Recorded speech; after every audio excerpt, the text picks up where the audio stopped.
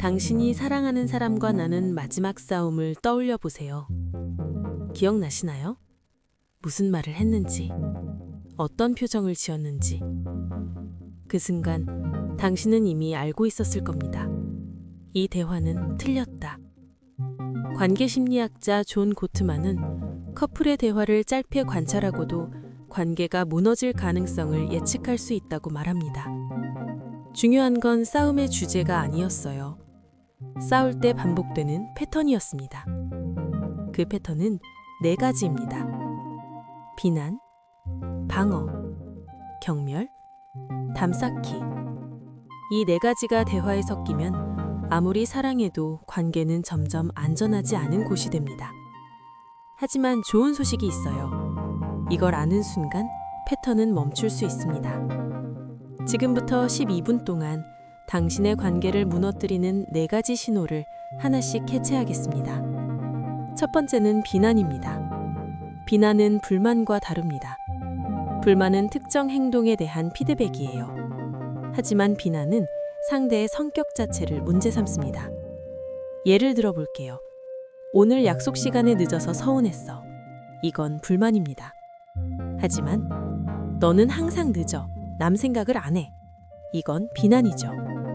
비난에는 이런 단어가 자주 붙습니다. 항상, 절대, 원래 너는. 이 말들은 상대를 한 사람이 아니라 하나의 문제로 만들어버려요. 그런데 비난을 하는 사람도 대부분 그냥 나쁜 사람이어서 그러는 건 아닙니다. 비난 뒤에는 보통 자기 보호가 숨어 있어요. 사실은 상처받았는데 그걸 솔직하게 말하면 약해 보일까봐 공격으로 포장하는 거죠. 내가 서운했어 대신 너 때문에 내가 이렇게 됐어가 됩니다. 문제는 여기부터 시작됩니다. 비난을 들은 사람은 방어할 수밖에 없어요. 너는 왜 항상 그래?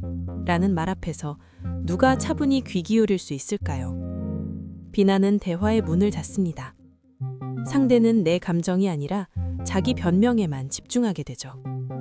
비난을 바꾸는 첫 번째 기술은 간단합니다. 행동과 감정을 붙여 말하기. 너는 왜 그래?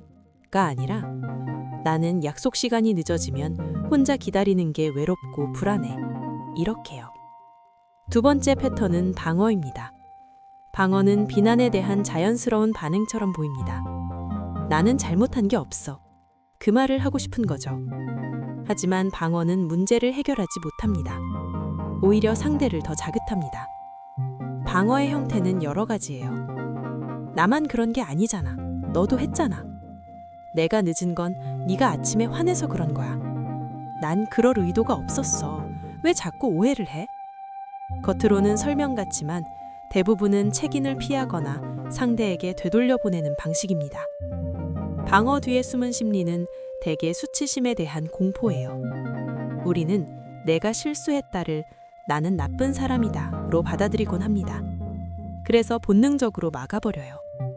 하지만 방어가 계속되면 대화는 승패 게임이 됩니다. 누가 잘못했는지를 가리는데 에너지를 다 쓰고 정작 중요한 질문, 우리 관계를 어떻게 회복할까는 사라집니다. 상대는 이렇게 느낍니다. 이 사람은 내 말을 듣지 않아. 자기 변명만 하네. 방어의 해독제는 작은 책임 인정입니다. 예를 들어 이렇게요. 늦어서 미안해. 네가 기다리는 동안 어땠을지 생각 못했어. 이 한 문장만으로도 대화의 온도는 내려갑니다. 세 번째는 경멸입니다. 고트만 모델에서 경멸은 특히 위험한 신호로 알려져 있어요. 경멸은 비난보다 한 단계 더 깊습니다. 비난이 너는 문제야 라면 경멸은 너는 나보다 못해 라는 태도입니다. 경멸은 말로만 오지 않아요. 눈을 굴리는 표정, 비웃는 웃음, 조롱하는 말투, 한숨, 비꼬는 농담. 또 시작이네 같은 한마디가 내용보다 태도로 상대를 깎아내립니다.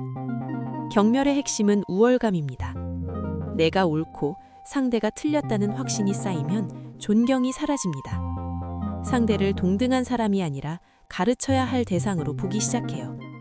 그리고 이때부터 관계의 안전감이 무너집니다. 경멸이 반복되면 상대는 더 이상 마음을 열지 않습니다. 어차피 말해봤자 무시당할 텐데.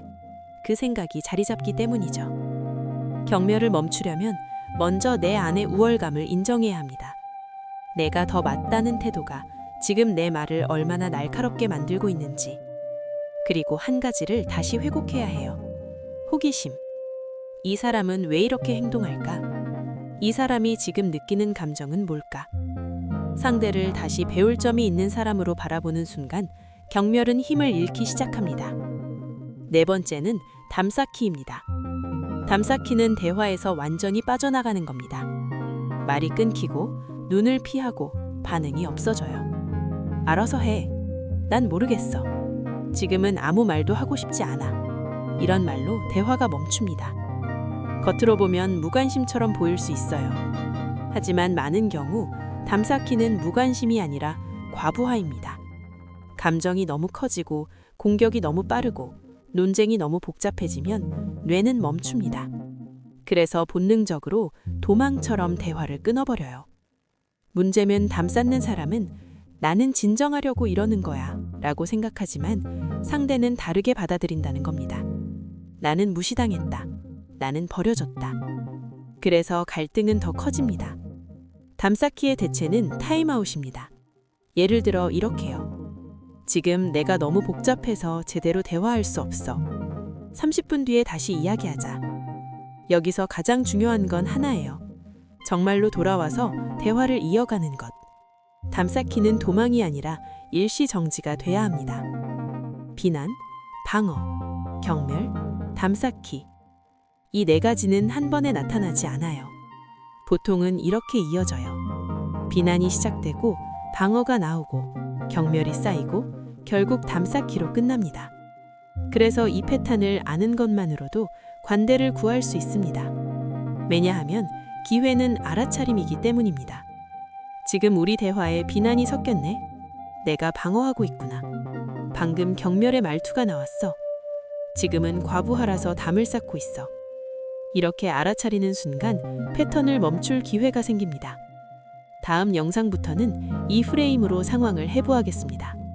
일십, 질투, 이성친구 문제, 돈 문제, 권태기. 겉모습은 달라도 대화의 구조는 놀랍도록 비슷하거든요. 구독하고 알림을 켜두시면 다음 편을 놓치지 않으실 거예요.